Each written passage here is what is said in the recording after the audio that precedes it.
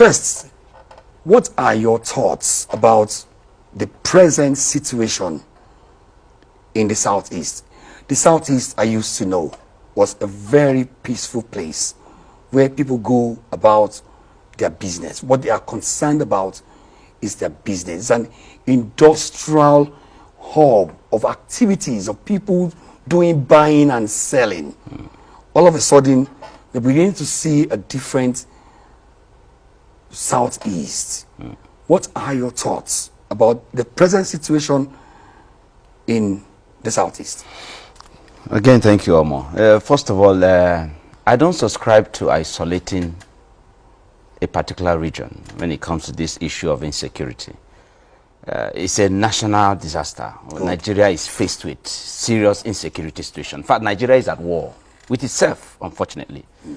So my focus on Southeast, I may not do justice completely focusing on Southeast. It should be, the problem of insecurity in Nigeria. What are the issues? I know, but yeah, but narrowing it down to Southeast. First, by the opening you gave, they are not Igbo lawmakers. They are Southeast lawmakers. Okay. Just like people go about saying Igbo presidency. It is not Igbo presidency. It is Southeast presidency. I think the media also needs to help in shaping this narrative so that we get it right in Nigeria. Okay. What are our issues? What is the problem with Nigeria? What is the problem with the Southeast? You've rightly put it that the most peaceful part of Nigeria, even with the current developments and all of this, still the most peaceful part. However, there are certain narratives that you just wonder, this is not about the Igbo. This is not about the Southeast. So is it possible that we have fifth columnists taking advantage of a certain narrative that has been painted? That may be the case. Because if you ask, let's take, for instance, the issue of IPOB you mentioned. How did it come about? Nnamdi Kanu has always been out there since 2012. So, it didn't just happen now. He was ranting on social media, saying all sorts on social media, showing that he was terribly displeased with what was happening in Nigeria. And in fact, there's also a video of the same Nnamdi Kanu when previously he was all about how to get Nigeria working. There's a video like that. If you search for it, you would see it online. It's there. How did he get radicalized to the level of now abandoning the nation that he has shown love to?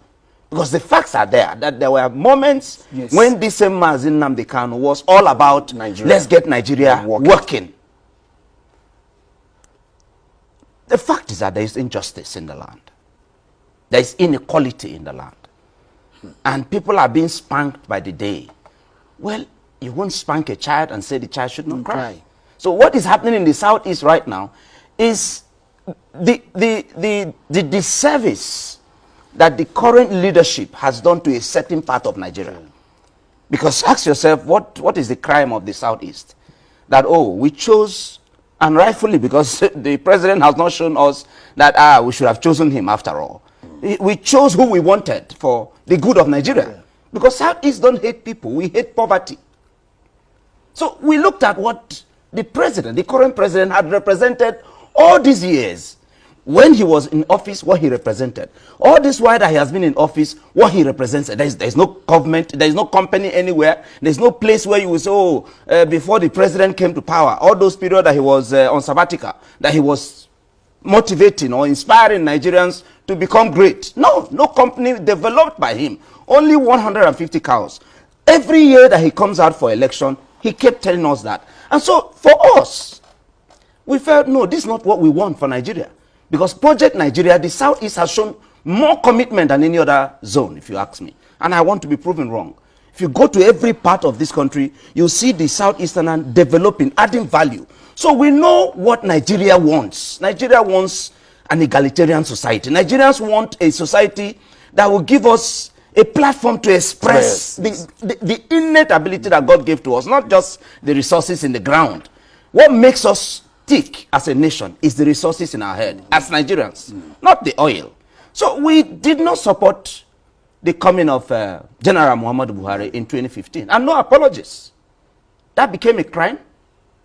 The Constitution clearly allows that you have a right to choice. We made a choice, and that became a crime. And the president didn't hide it. Even though at the inaugural speech he said it's for everybody and that he belongs to nobody, he failed in giving us what he promised. He failed in even proving us wrong. And then one day, Nnamdi Kanu on social media puts it out there that he was coming into the country and that he was going to be in so-so place and at that so-so time. And he was there at that time and the same location.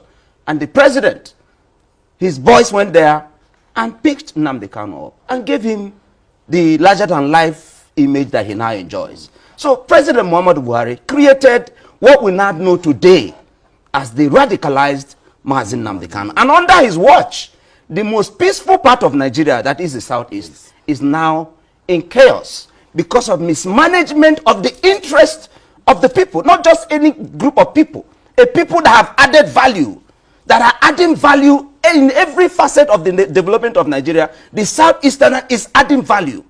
And then you make decisions about nation building, and you think they don't care, you think it's 5%. Let me ask you this question. There must be, of course, reprisal attacks. Let me ask you this question. You have just talked about how Nnamdi Kanu moved from being that person who loved Nigeria, wanted Nigeria to work, and then somehow progressed into becoming so radicalized, the way you put it. To the option of I want out. Yes, self-determination, which is a right anyway. Good. The things that Nnamdi Kanu, yes, or the people from the southeast were going through or had gone through, haven't you seen those same thing happen to other people within the estate called Nigeria? Yeah, of course. That's why are they not, in your word, yeah, ranting, clamoring like he is clamoring and wanting out of the establishment? That Nnamdi Kanu was not elected to represent the Southeasterners. So Nnamdi Kanu's opinion should not be seen as the no. If everyone, so when you say they, I'm trying to say, if everyone wants to, can you look out for one particular person who is not ranting? There are individuals ranting in every part of Nigeria, just like Nnamdi Kanu is did. It's not a day thing. That's why I say don't isolate a region and give them just a negative name at that just because you want to, hang them. The truth of the matter is that every Nigerian today, including the president's wife, is ranting about the ills in the land. That's a fact, including the governor of the state where the president comes from. So it's not a Southeast thing, and it's not an Nnamdi Kanu thing. The issues are there. The injustice is obvious. The ineptitude of government is obvious. And because we love our country, we couldn't keep quiet. An estate who have invested more than any other group, blood, sweat, and money, we should keep quiet and watch Nigeria being invaded by strangers, and the president who has confirmed that we have people from outside invading our land. And the president is not applying force to them. Dickson, we're looking for a way out. We're looking for a solution to what the situation is right now in the Southeast. Now, I'll ask the question. Okay. Do you think where we are now, there should be some form of a meeting point? Can we establish a dialogue between the federal government on one hand and then maybe leaders of the Southeast and IPOB on the other hand? Every war that has ever been Should there be a dialogue of such nature? Every war that has ever been fought, usually, of course, for it to end must be at the conference table. There's a need for that round table to be, activated. And I pray the president summons the political will to realize that, like he summoned the service chiefs to say to them, I don't want to leave the office a failure. Mr. President, you are about to exit a failure if you do not bring all these interest groups to the table, especially when the facts are on the table that you have offered this same peaceful angle to people who have raped, maimed, killed and destroyed the inhabitants of the indigenes of Nigeria. You have Boko Haram terrorists, killers, and all of that. You are using taxpayers' money one way or the other to rehabilitate them and making moves to reintegrate them into the society. The indigenes, the citizens of Nigeria, ought to be enjoying that privilege. So moments like this, for what is happening in the Southeast, I am happy with the caucus of the Southeast in the National Assembly that came together to propose a political solution. Indeed, yes, it has to be a political solution. And what is the political solution? First, do unto B what you did to A. It's simple. We are saying, first of all, for instance, for the good of Nigeria, as proposed by the former Vice President of Nigeria, Dr. Alex Ekwueme, at the Abacha conference in 1995, he proposed the six geopolitical zones arrangement, that power should rotate around, and that was germane. Abacha saw it. You know, people say all sorts about Abacha. The truth of the matter is that if you look at Abacha's government thoroughly, comparing to Muhammadu Buhari's government, Abacha's government had more of Nigeria's interest than this government. That's a fact. So that proposal, as by Alex Ekwueme, was adopted by Abacha. Unfortunately, he died, and then the people who coined the 1999 constitution as amended, which is of course the greatest fraud that exists today in Nigeria, if you ask me. Those who coined it did disservice to that particular thing, which ought to be how to find solution to, because you must give everybody a sense of belonging, a sense of participation, a sense of ownership of their country. So indeed, it is not just the president's thing. The political parties, particularly the two major political parties, should first of all realize there has to be a Nigeria first before there will be a contest in 2023. And the way to go about it is activate that same gentleman agreement. That gentleman agreement of let us have an understanding that power should rotate between the north and the south. And when it comes to the south or the north, you look at the zones, the pockets of the zones, and look at microzone. Yes, and microzone it at that level. So 2023 clearly, the first antidote to the present tension is that power should come to the southern Nigeria. When it comes to the southern Nigeria, the southerners should sit down and put it, you know, the way it should be. That Southeast should produce the next president of the Federal Republic of Nigeria. That way, it will give us another opportunity to renegotiate and restructure this estate called Nigeria. That not done, the truth of the matter is that Nigerians have given up on Nigeria. That's a fact. Because they are no longer, government is not able to give them the two basics. You think welfare and security of the people is the basic reason of government. And in this government. I hope you're not trying to say that we should bribe the Southeast. No, it's not a bribe. With the presidency. No, it's not a bribe. Like I've established there and you have not countered. The fact that this zone has shown commitment, genuine physical, political, spiritual, every commitment required to the project Nigeria. What's wrong with rewarding loyalty? Mine is that if a group of people have shown commitment to the project Nigeria, the best way to encourage other people who are recalcitrant presently is to reward those who are loyal to the project Nigeria. The same way the people from North Central Nigeria have said they have shown even more commitment, and that at being at the center of this, there's no zone that you will say have had more commitment to this project called Nigeria than this. That they want it, that they should have it. First of all, it is between the north and the south. In fact, any Nigerian, no matter where you come from, whether you're from the southeast or from the northeast or from the north, wherever you come from, any Nigerian that thinks that after 8 years of the current administration, the President Muhammadu Buhari's government, that power should still go back to the north, that Nigerian does not mean well for this country. That's a fact. The southern Nigeria cannot sit and be watching, especially when the failure is obvious in the northern Nigeria. The capital of poverty in the world today is northern Nigeria. And we have had leaders come from there. So are you saying that we should reward failure? Let's even assume that, there's no such constitutional provision. Are you saying that common sense cannot make us reason that this is what we should do? So North Central should first of all position itself for when the power comes back to the north.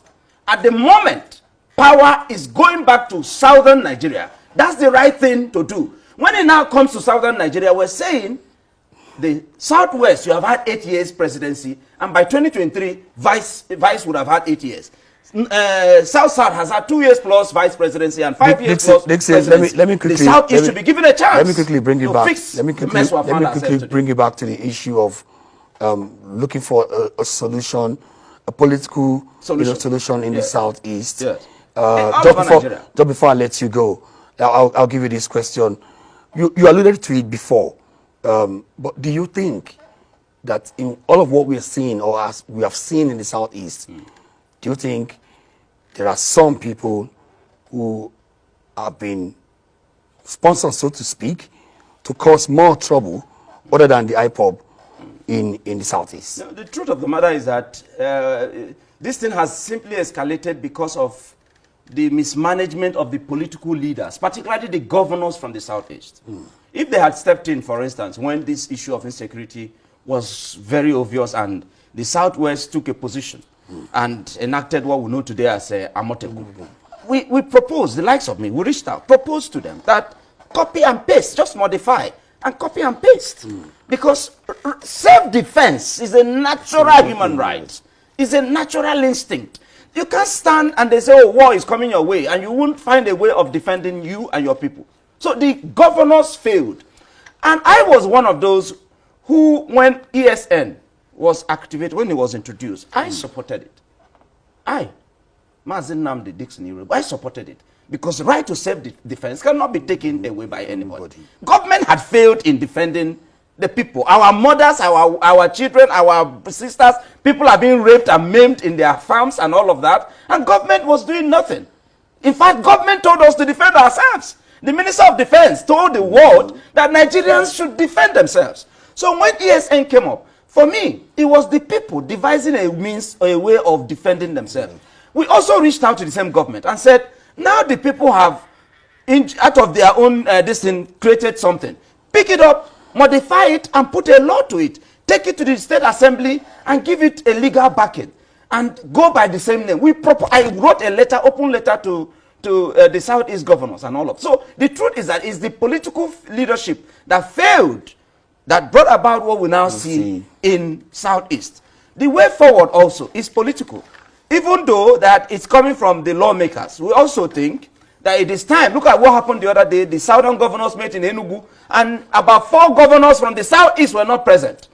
That's a shame, if you ask me. And so at this stage, the Southeastern governors should begin to realize that they cannot take the people for granted anymore. Nnamdi Kanu called off sit at home, but he took a life of his own. Meaning, it's not about Nnamdi Kanu.